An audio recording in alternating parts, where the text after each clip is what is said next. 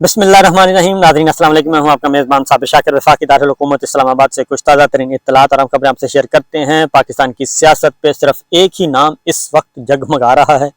اور وہی نام جو ہے اس نے سب کی نیندیں حرام کی ہوئی ہیں. کوئی مانے یا نہ مانے یہ حقیقت ہے اور اسی نام کو مٹانے کے لیے، اس کا راستہ صاف کرنے کے لیے 15 جماعتی حکمراں اتحاد دن رات ایک کیے ہوئے ہے اور اس کی مختلف شکلیں آپ کو نظر آ رہی ہیں. کیسے کسی بھی طریقے سے انتخابات کو ہتھیا لیا جائے اور وہاں سے اچک لیا جائے، یہ ساری کی ساری کوششیں ہو رہی ہیں. لیکن جو میں آپ کے سامنے چیزیں کچھ رکھنا چاہ رہا ہوں وہ بڑی دلچسپ ہیں، بڑی امپورٹنٹ ہیں اور وہ ایسے اعداد و شمار ہیں کہ جس کے بعد یہ ہے کہ الیکشن اگر معمولی سے بھی فری اینڈ فیئر ہو گئے، معمولی سے بھی، اور جو موڈ لوگوں کا نظر آ رہا ہے وہ اگر اسی طریقے سے آ گیا تو دنیا کی کوئی طاقت پاکستان تحریک انصاف کو اور عمران خان صاحب کو الیکشن جتوانے سے نہیں روک سکتی. کیونکہ چیزیں آپ کے سامنے میں رکھوں گا بہت اعداد و شمار کے ساتھ اور فیکٹس ہیں، اور اس میں ایسا نہیں ہے کہ میں نے اپنے پاس سے کچھ چیزیں گھڑی ہیں. وہ باقاعدہ طور پہ ایک پیپر ہے، وہ آپ کے سامنے رکھتا ہوں. دوسری ٹائم پہلے ذرا چھوٹی چھوٹی خبریں، کیونکہ اسی دوران پھر ایک اور بھی خبر آئی ہے اور وہ ہے کہ کور کمانڈرز کانفرنس ہوئی ہے اور اہم ترین اجلاس ہوا ہے. اور یہ اجلاس جو ہے یہ خاص طور پہ دو معاملات ہیں. ایک تو ہماری سیکورٹی کی سچویشن ہے ہی ہے،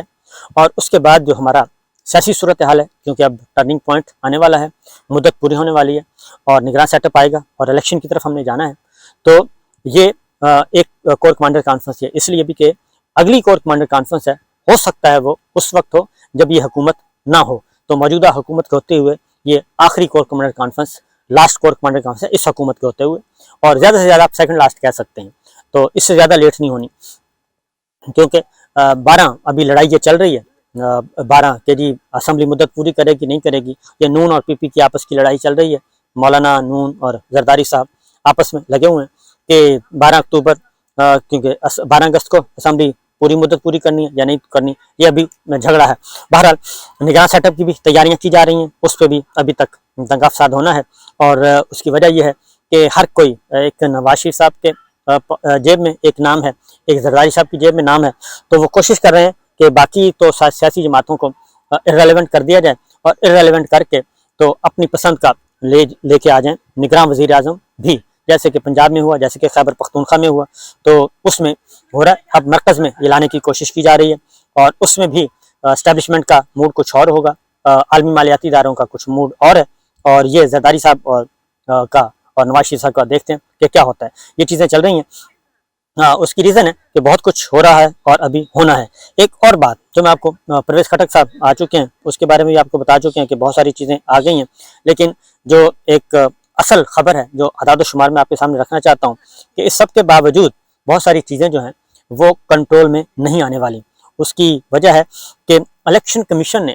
ووٹرز رجسٹرڈ کے اعداد و شمار فائنلی حتمی طور پہ جاری کر دیے ہیں. کیونکہ ایک لڑائی یہ بھی چل رہی ہے، کیونکہ ابھی بھی جو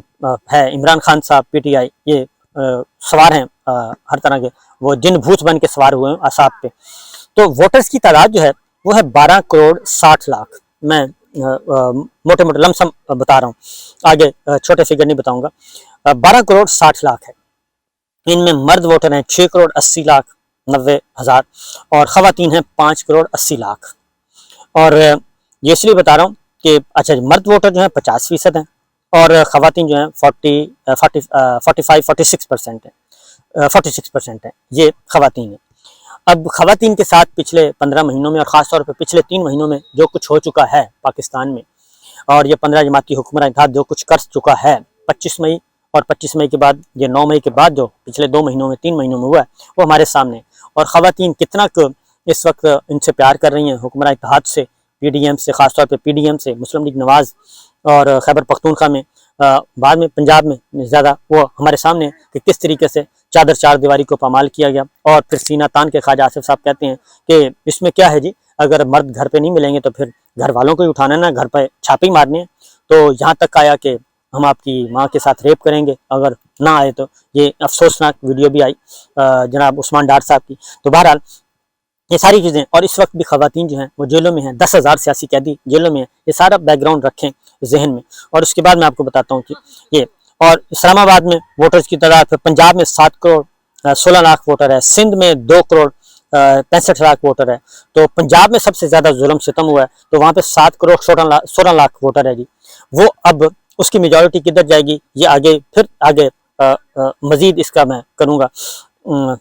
ڈیوائڈ کر کے آپ کو بتاتا ہوں۔ سندھ میں 2 کروڑ ہے، ظاہر ہے سندھ میں پیپلز پارٹی، وہاں پہ کوئی ظلم و ستم نہیں ہوا، اور وہاں پہ جو ریگنگ ہوئی وہ ہوتی رہتی ہے، جو دھاندلی واندلی، لیکن وہاں پہ وہ کام نہیں ہوا، تو وہاں پہ پیپلز پارٹی اپنا ووٹ بینک محفوظ کر کے بیٹھی ہے، اس کو کوئی ایشو نہیں ہے۔ خیبر پختونخوا میں 2 کروڑ 16 لاکھ ووٹر ہے، اور خیبر پختونخوا میں بھی وہی کچھ ہو چکا ہے، کیونکہ علی محمد خان ہیں، اس کے بعد آپ کے شہریار افریدی ہیں اور دیگر رہنما ہیں، وہ جیلوں میں ہیں، اور ان کو بھی وہی کہا جا رہا ہے، علی امین گنڈا پور ہیں، ان کو بھی وہی کہا جا رہا ہے کہ جناب آپ پی ٹی آئی چھوڑیں تو ٹھیک ہے، ورنہ نہیں۔ تو یہ سب کچھ ہو رہا ہے۔ بلوچستان میں ووٹر کی تعداد ہے 52 لاکھ۔ اب آتے ہیں جو آگے بریک اپ جو ہے اس کا، وہ ہے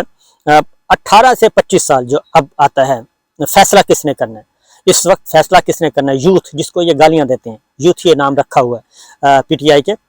ووٹرز کا، سپورٹرز کا، کیونکہ یوتھ زیادہ ان کے ساتھ ہے تو ان کا نام یوتھ ہی رکھا ہے۔ اور یہاں تک کہ وزیر دفاع خواجہ آصف صاحب بھی اور وزراء بھی اب باقاعدہ طور پہ اس کو ایک گالی کے طور پہ دیا جاتا ہے۔ تو وہ جو یوتھ ہے 18 سے 25 سال، ان کی تعداد، ان کے ووٹر کی تعداد ہے 2 کروڑ 35 لاکھ،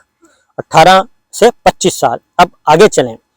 26 سے 35 سال، وہ بھی اسی کیٹیگری میں آتی ہے، وہ ووٹر کی تعداد ہے 3 کروڑ 70 لاکھ۔ تو ان دونوں کو ملا لیں، یعنی کہ 18 سال سے 35 سال کے جو ووٹر ہیں وہ موجود ہیں جی 2 کروڑ 35 لاکھ اور 3 کروڑ 26 لاکھ، 3 اور 2 5 کروڑ، 5 کروڑ 60 لاکھ، 5 کروڑ 60 لاکھ ووٹر جو ہے وہ یہ 18 سے 35 سال کا ہے، جو 90% جو ہے وہ پی ٹی آئی اور عمران خان کو ایڈمائر کرتا ہے اور اس کے ساتھ جڑا ہوا ہے۔ کل آپ نے دیکھ لیا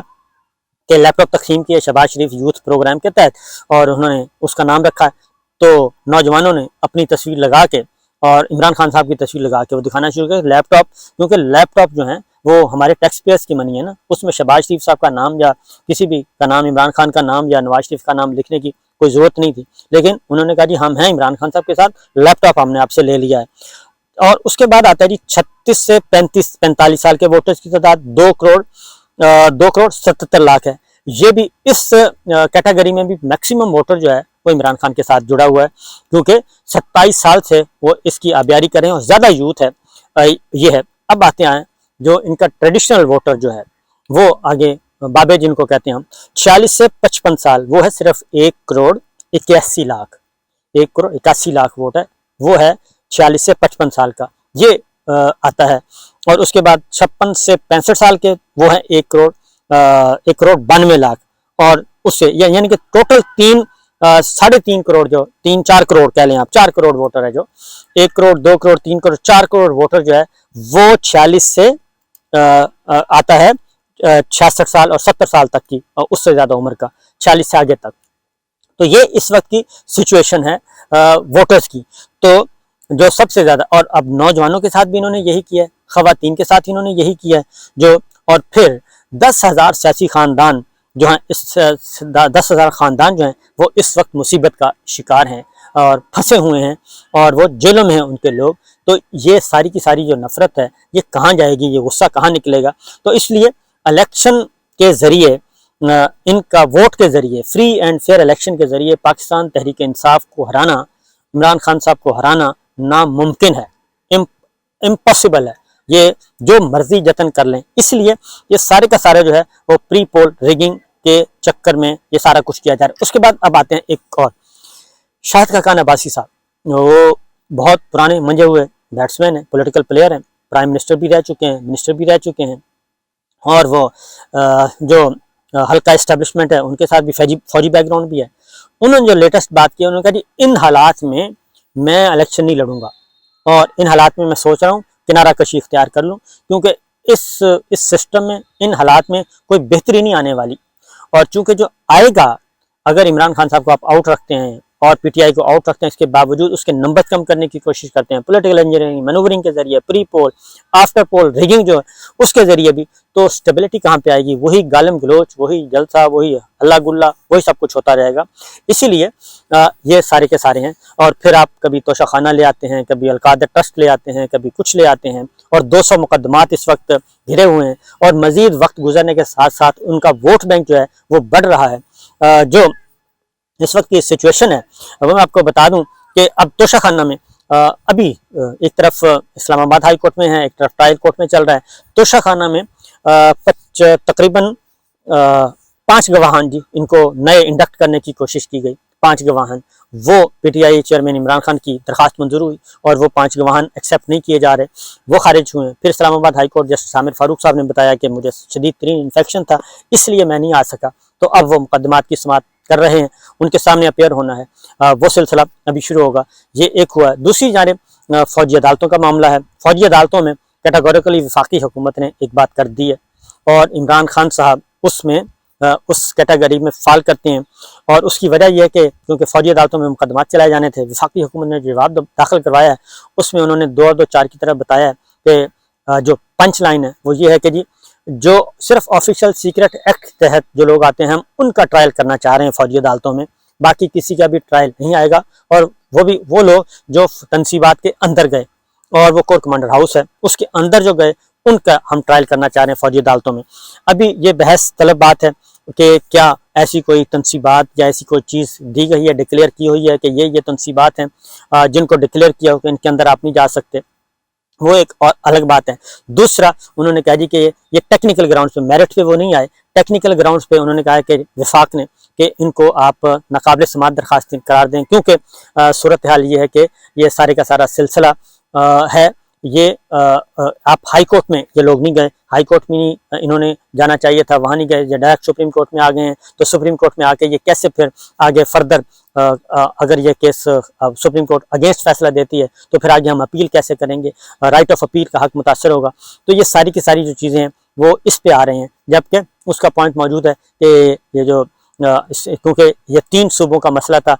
اسلام آباد کا، اور اسلام آباد، پنجاب اور پشاور، 3 ہائی کورٹ، تو اس لیے براہ راست سپریم کورٹ میں آئے گئے۔ اور دوسرا اگلی بات یہ ہے کہ سپریم کورٹ بار ایسوسیشن کی جو پیٹیشن تھی اس کو بھی نمبر لگ گیا ہے، اور اس درخواست کا نمبر ہے 30/2/2023،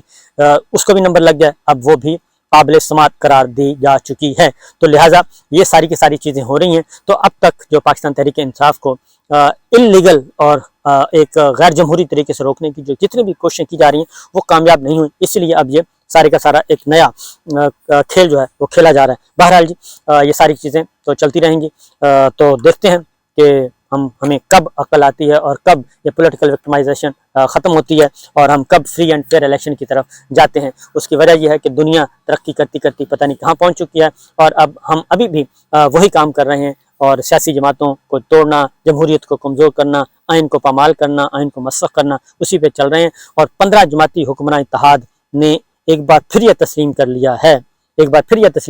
وہ سیاسی میدان میں عمران خان کا اور پی ٹی آئی کا مقابلہ نہیں کر سکتے، اس لیے یہ ساری کی ساری جو مینورنگ کی جا رہی ہے یہ صرف اور صرف اسی کی طرف اشارہ کرتی ہے، کمزوری کی طرف اشارہ کر رہی ہے۔ اجازت دیجیے، اللہ حافظ۔